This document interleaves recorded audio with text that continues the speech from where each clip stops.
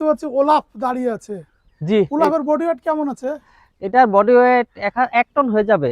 1 ton হয়ে যাবে। দেখেন হাইট দেখেন 5 ফিট 6 ফিটের উপরে হয়ে গেছে মনে হচ্ছে, কারণ আমি একটা আচ্ছা, 5 ফিট এই ওলাফ চার থেকে কি ইঞ্চি আমি পরিমাণে 5 ফিট সিমেন্ট 6 ইঞ্চি। ব্যবহার করছেন আচ্ছা, বলতে পারেন? এই বুলগুলো থেকে আমি যদি অন অ্যান এভারেজ বলি আপনারা যে ষাঁড় গরুটি দেখতে পারলেন, এটি সরকারি ষাঁড় গরু ওলাফস 7980 ইউএসএ থেকে আমদানি করা।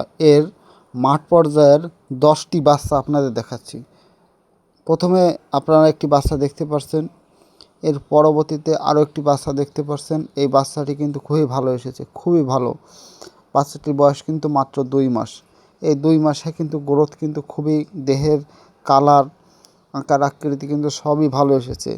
আর এই ওলাফস কিন্তু একটি সরকারি ষাঁড় গরুর ভিতর নাম্বার 1, অর্থাৎ বাংলাদেশে যত ষাঁড় গরু রয়েছে এর ভিতর নাম্বার 1, বিশ্বের 1 নম্বর যে ষাঁড় গরু ছিল দুধের দিক থেকে ফ্রিজিয়ানের ভিতর, তার বাচ্চা। এর পরবর্তীতে আরও একটি বাচ্চা দেখতে পারলেন, এর পরবর্তীতে আরও একটি বাচ্চা। আর আমরা জানি যে ওলাফসের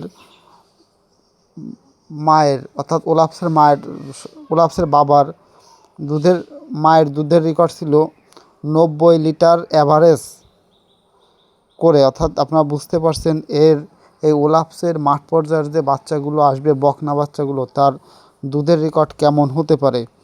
এ সকল বিচার বিবেচনা করেই সরকারি এই ওলাফসের সিমেন্ট আপনারা ইউজ করবেন। আর ওলাফসের সিমেন্ট আপনারা পাবেন হচ্ছে সরকারি যে এআই টেকনিশিয়ান রয়েছে, আপনাদের এলাকার যে সরকারি এআই টেকনিশিয়ান রয়েছে তাদের মাধ্যমে পাবেন। আর আপনাদের যদি আমার এই ভিডিও দেখে কোনো প্রকার উপকৃত হয়ে থাকেন, অবশ্যই আমার এই কৃষি তথ্য ইউটিউব চ্যানেলটি এখনই সাবস্ক্রাইব করে রাখবেন।